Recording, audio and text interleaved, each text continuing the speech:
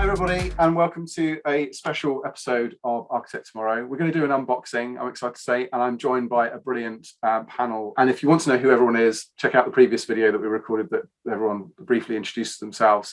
So it's an unboxing. So of course I need something here to unbox. So here we go. Let's have a look at what we have in here.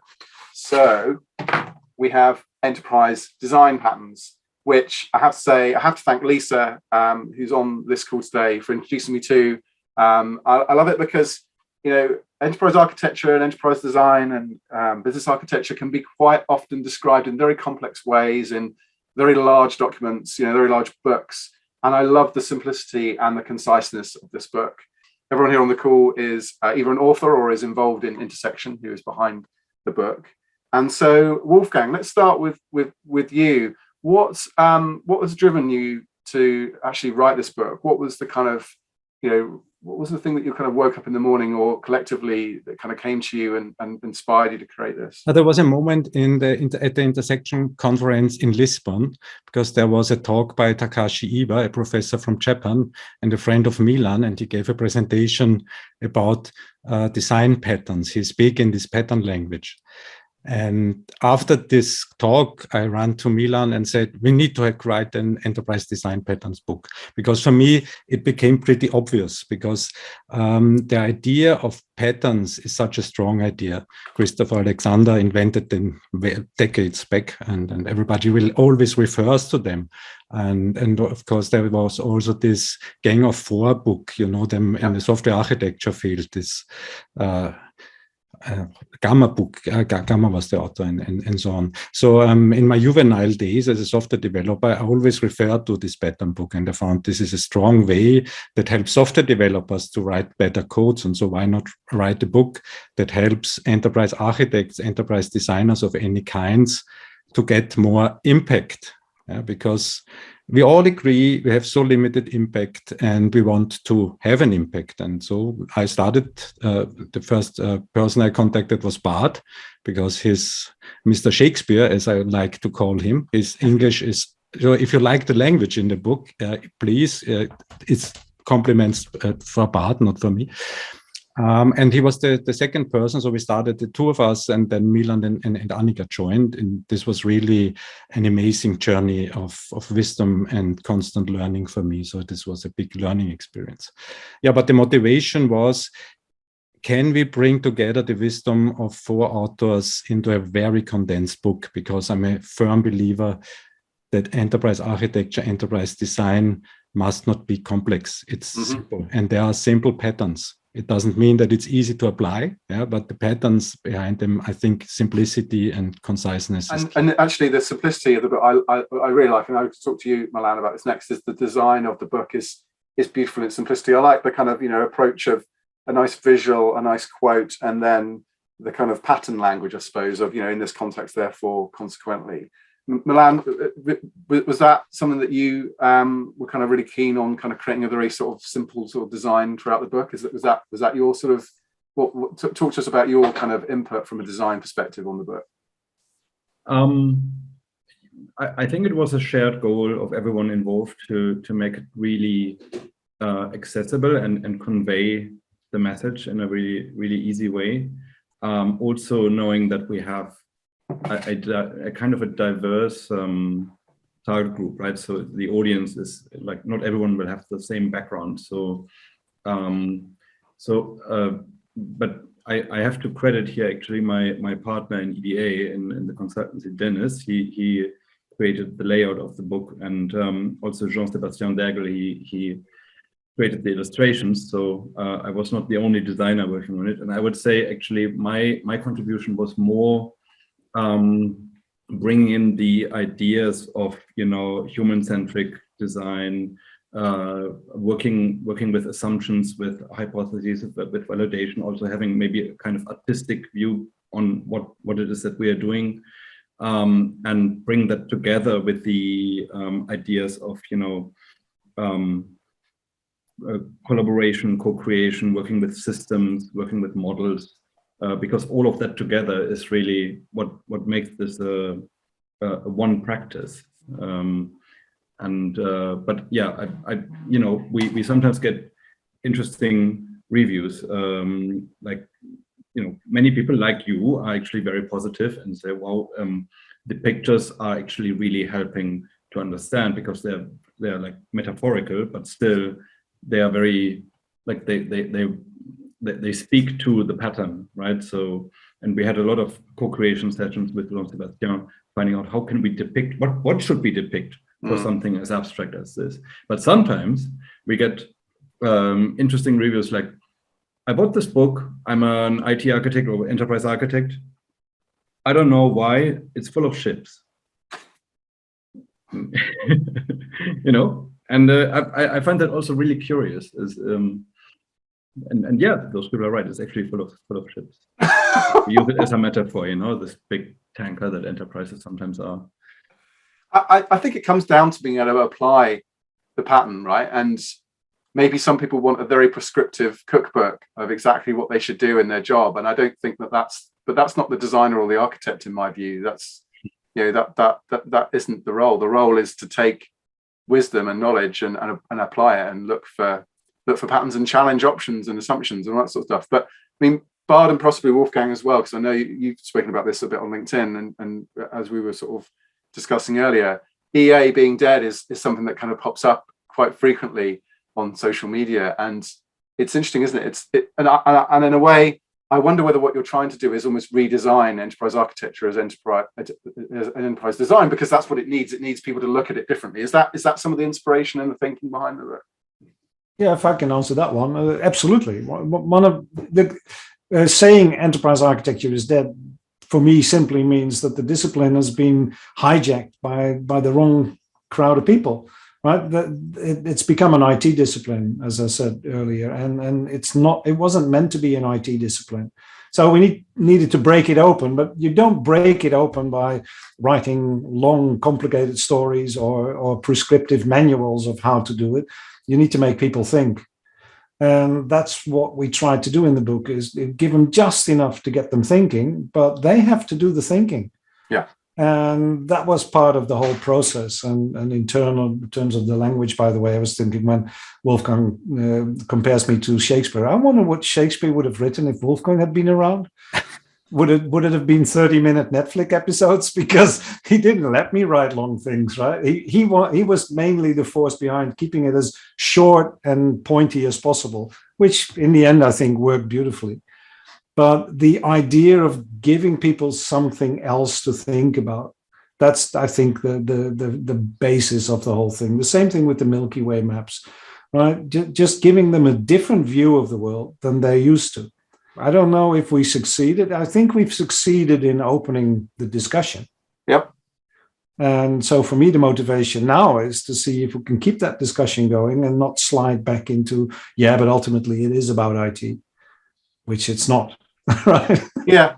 I mean, Annika, we'll come to you in a moment, but just to close this sort of piece off, I mean, Wolfgang, I know you quote Chris Potts in the book, and Chris and I have become quite close actually over the last couple of years. He's appeared on Architect Tomorrow a couple of times now, and I know he respects what you're doing, but he challenges the way in which you're going about some of the branding and the kind of marketing. I suppose he doesn't like the, what he says is, enterprise architects as a discipline is a very esteemed role, and people shouldn't be being derogatory about the role because people's livelihoods are at stake. What's your sort of take on that? Yeah, I mean, I kind of appreciate that sometimes things have to be broken down to be built back up again, but is that sort of the thinking, like Bard was saying? I think that there's a major paradigm shift that needs to happen, and that was the idea with architectural thinking.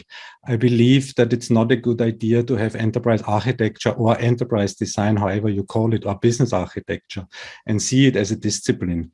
It's a collaborative practice, and we must involve all the thousands of business people that are inside the company. So rather than having experts with high knowledge and expertise in any architectural stuff, we need many, many people in the business that are already doing that to connect themselves and to connect the dots. And I call this architectural thinking. And this architectural thinking helps them to co-design better enterprises. That's the idea. And I know that there's a community that says, no, enterprise architecture is a discipline. And there's Ayasa and so on, and maybe Chris and so on. But I think that's a paradigm shift that is about to happen, because I believe that it's much easier to teach all the seasoned business experts a little bit of architecture, because I don't think it's difficult.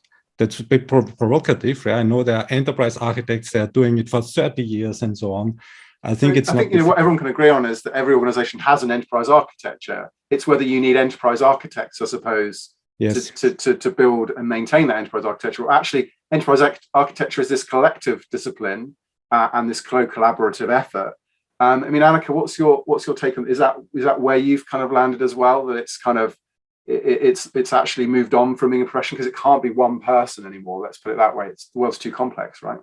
Definitely. And I think that a bit of, I don't know who said that it had been sort of hijacked by a number of people. I think the ambition of enterprise architecture was this sort of taking care of the main structures of organizations or enterprises, if you like, and then make sure that you are making good decisions on what we would like to do in the future and how we could sort of come about that.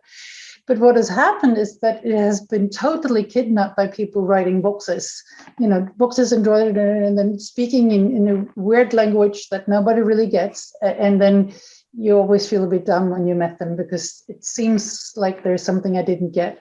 What I think that we should take from the business, from the enterprise architecture, is this idea of sort of taking care of and maintaining the structures and how we have coded the logic that we have within our enterprises. But I do think that we need to add layers on that maybe people were not thinking of at the time when enterprise architecture started. We need to add things like customer experience, stories, values, all of these things that we have sort of tried to capture, we have captured them in the enterprise design facets. This architecture and purpose and stories and then the experiences. And that is kind of what we're doing with the book as well, I think, because what struck me when I just went through the book a few weeks ago, or maybe a week ago or something, and sort of noted what are the patterns have I been using since I started at Scania, working with this huge thingy that we're doing, this sort of endeavor of changing everything and then expanding and, everything at the same time. And I just ticked them off. It's just like, yeah, I have my personal vision. Yes, I have done my collisions and all of that. And then moving into the other ones. And it's this idea of filling the gap where logic is not the problem. I mean, most people that work with these things are, at least my experience is that we are fairly analytic and we see things fairly quickly. We're allowed to sort of see patterns fast and we've been trained in it for a number of years, most of us. But what we are missing is this thing that makes it real, the flesh and blood of the stories. We cannot just do strawmen. We need to draw actual people and situations and interaction and all those things. So I think that is a shift. And also currently with so many organizations moving towards agile and another type of leadership, trusting people and is sort of this idea of explaining what we want to achieve, and then that people or teams come up with solutions. That also requires a way richer language of how you describe what you want to do. And there is all the stories. And I'm just currently writing stories for a number of players in a large idea of a new industrial setup. And the way that the stories helped us come through difficulties, conflicts, and just different points of views has been so fascinating to watch. And it's only like a PowerPoint with 3 boxes. I mean, we expect this. You are here. What do you have to do? And they are, like finding a whole new way of talking about the things that has been, everybody has been struggling with for quite some time, to just put it short. Yeah, and I wonder if, and Lisa, I'd like to sort of pick your brains a bit on this. I wonder if, a lot of the obsession with the boxes and the lines and the mysterious language and being very technical is because it was originally perhaps born out of that sort of systems and IT world. And I think a lot of people acknowledge that wasn't where it should go. It should be, owned in more of a business sort of holistic kind of function or what have you. But I wanted to kind of pick your brains a little bit, I suppose, on, did this book sort of support or kind of change some of your, because I know you come from a different sort of, you're often posting a different perspective, like on social media, for example, around kind of thinking about the customer experience or the user journey or what have you. And is this what you think we need in terms of sort of, I suppose, to kind of prick ourselves out of this sort of overcomplicated, over IT driven sort of mindset we have around architecture at the moment? So I think, Oliver, that I don't think any of us are saying we don't need IT architects.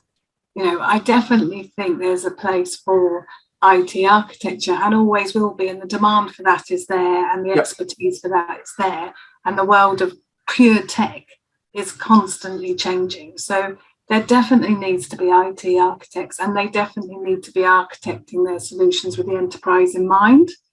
So I don't think IT architecture is dead at all. I think what we're all pulling at is how more important the enterprise and business layer is of architecture. And, the traditionalists of TOGAF know about business, data and tech as part of the TOGAF domains. And I think what I've been inspired by the patterns, which I'll come back to, but the intersection group in the main, is how it's turning the dial up on the business side, the organizational design, the customer experience side. And that's a whole different language, a whole different set of methods, and a whole different audience. And I'm totally happy with the boxes and the lines when you've got two architects talking together. Sure. When you've got two architects talking together, those boxes and lines work brilliantly. It's when the IT architects put those same diagrams in front of senior stakeholders and move to educate senior stakeholders on their technical discipline. And what I love about the book and the patterns book is it brings you up from the tech and talks about, the probing questions, the coalitions, and talks about getting business buy-in to the change that has to happen. So I think it's a nuance. I think that is architecture dead? No, it's not. It's far from dead. In fact, it's growing in importance with things like security and all of the sort of cloud-based services that are out there. Architecture is not dead. What we're turning the dial up on, and what people like the intersection group are turning the dial up on, is the word enterprise and bringing that alive. And what I'm turning the dial up on, some of the things that I post on LinkedIn, is the word experiences. And really bringing that experiences in to how you design an enterprise, and then what technology you need to put in place to match it. So I think it's a fascinating dialogue, and I just wish people would embrace new ways of thinking and new ways of talking about enterprise design and enterprise architecture. I think you've hit the nail. Some of it. Yeah, I think you've hit the nail on the head there, and it's sort of being open, isn't it, to other ways, and that's what I liked. And I think another way of thinking about the book, from my perspective, is it's like, how do you take your, maybe super clever what you've come up with as an architecture function, but how do you communicate that and make it actionable? And I really like the book for that respect. The kind of different patterns that can help you, be it corporate politics, navigating that, be it kind of listening to stakeholder input. And a lot of this, as I was reading, I was violently sort of nodding along to it. But it's almost like the common sense that isn't that common because someone hasn't actually sat down and write it down until you've written it down. The other thing I wondered was whether it was an inspiration, and anyone feel free to jump in and answer this, is I read a lot of the rules books by Richard Templar. I don't know if any of you have seen any of those books. And it's very similar in that what Richard Templar did was he basically took like corporate life and he created these sort of very simple kind of almost common sense rules. And they were on 2 pages as well. So when I was reading it, I was like, wow, this is almost like the architecture rules book that like Rich. So if you haven't seen that book, by all means go and have a look. I want to say something about that, because one of the things that has always been in the back of my mind is that I can't remember who said it, but it is that the statement was, if you want complex behavior, you need simple rules. Yeah. Right? Complex rules produce stupid behavior. Simple rules produce intelligent behavior. Yeah. And I think part of the whole exercise of writing the book was how can we bring it down to the simplest version possible? Because that what allows people to then behave intelligently around it. The other And saying I think quite that's like, if you go back to the boxes of the architects, Yeah. I think that's one of the things architects go wrong, right? They chart enormously complex environments and they make beautifully complex maps, but you cannot use them to communicate to people. You need to find the essence of that complexity and bring it back to simple communications.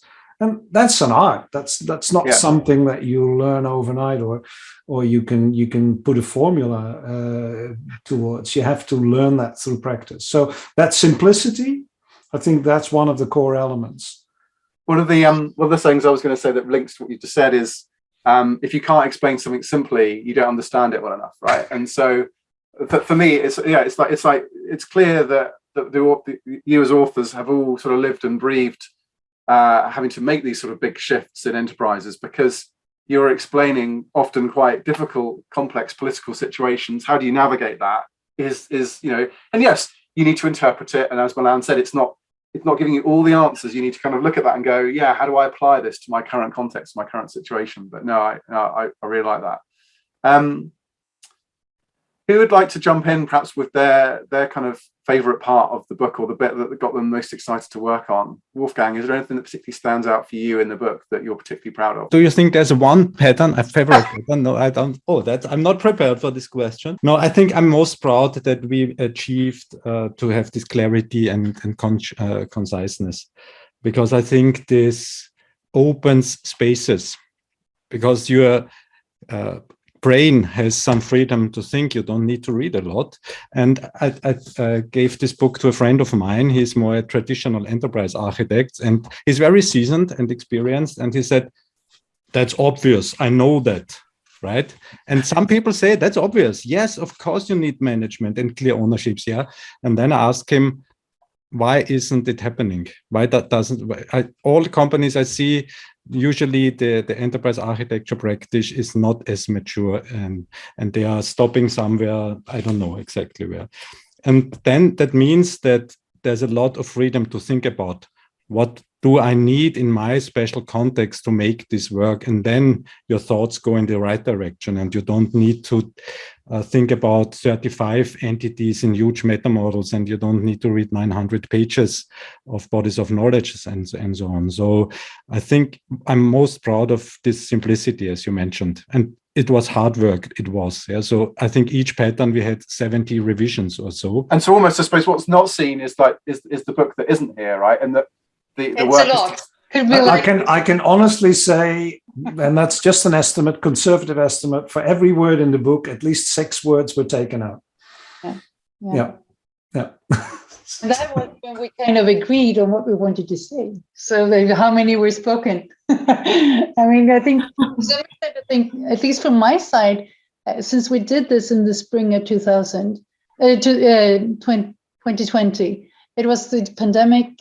Everything was a bit, you didn't really know what was going on. I had my assignment cut from 5 days full time to 3 days or 2 days, 2 days, I think. So suddenly, as a consultant, I had 3 days over, which is not really usually the case. And we had time to really reflect on all of these things. And I must say that I really like how we coded sort of this kind of gut feeling. At least a lot of these patterns are tapping into a kind of sort of gut feeling that I have when I work in these different situations. And we have been able to codify them so you can detect them. For instance, 2 of the patterns that I don't know, I cannot say that they were mine, but that I argued for and that got in the book are moments in time and capturing story. I like the enterprise rhythms as well. And maybe those 3 are really sort of the first time that I, for myself, could so clearly see what I was doing or what I was looking for. And the type of discussions that we had when we molded all of these patterns were really, trying to cut down to the essence of what happens when I hear, or when there is a cue on that this works.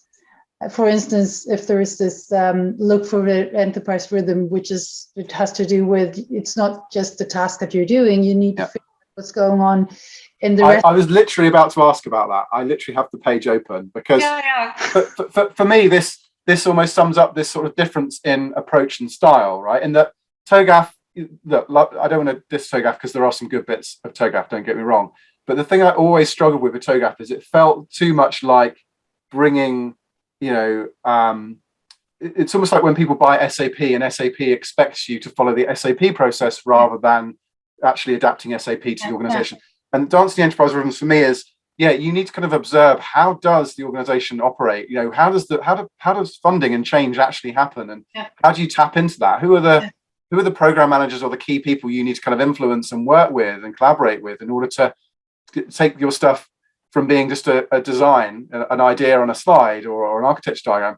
Who do you need to go and work with in order to kind of make that happen? And assuming you can kind of apply some kind of architecture methodology and process, that for me feels completely the wrong way around. You need to kind of be more pragmatic and listen to the organization and tap into the parts of the organization that are going to kind of listen and work with. And also, so, if you expand it to the out, I think that is sort of, yes, you need to listen to your own organization, but it gets really interesting when you realize you need to listen to the outside. Is there a seasonal pattern? Is there a market introduction of a competitor that drives us to do this? So what is it that so it's this, I think there's a quote from Donella Meadows, isn't it, in the pattern? Because that is sort of, when I read her book, Dancing with Systems, I think it's called, that was the first time that I realized that there is this thing going on that is not captured in the diagrams, in the boxes, in the processes. It's just there. It's sort of the life of it. So how do you find that? And the other thing for me is the whole enterprise versus sort of ecosystem. And I like what you're just talking about there around actually what's going on the outside. Because you can pretend that the world outside doesn't exist and you don't have competition. But the reality is there's the Uber for every industry now sort of springing up. And yes, that's just a copycat sort of approach. But actually, are there new ways of working and new ways of interacting with your customers? And Milan, I don't know if there's sort of any sort of thoughts you have on that in the book about how you need to perhaps be more in tune with what customers want rather than just assuming you need to optimize the internals, if that makes sense. Yeah, it's I think it's a major theme for us actually. This phenomenon that enterprises, as they are successful and they grow, become more and more like focused on themselves, which is not necessarily always bad. It's just if they don't notice and they assume that's normal all the time.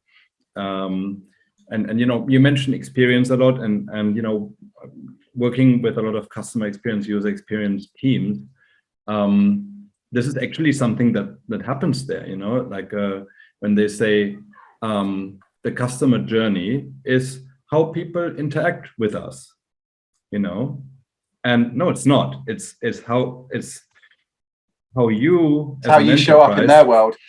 Show up in their lives, exactly, and how you might be useful for them. And the same goes for employees. The same goes for investors. The same goes for all sorts of co-creator stakeholders around the enterprise. And so one of my favorite patterns, actually, I admit to having a few, is the one called unintended consequences. Because it's one that I really miss in a lot of practice. People pay lip service to system thinking or human-centric or design thinking or also architecture, like enlightened architecture practice. But then do you actually ask yourself, what will this eventually result in down the line? What is the outcome after the outcome after the outcome?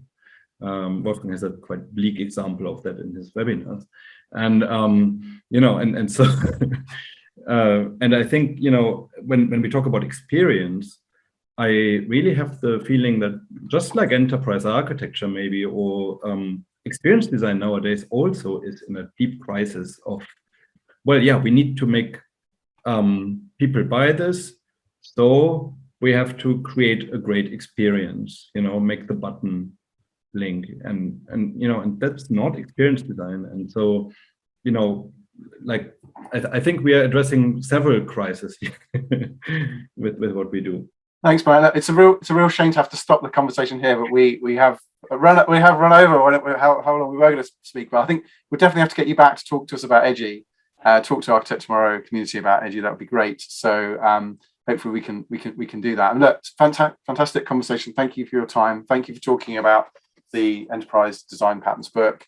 And I look forward to having follow-on conversations with you all in due course. So thanks again. One last thing, my favorite pattern, leaving. I think it's time to leave now. Very good. Very good. Just this call, not everything, right? Thank you so much for everyone. Thanks, all of you. Bye. It was Thank you. fun.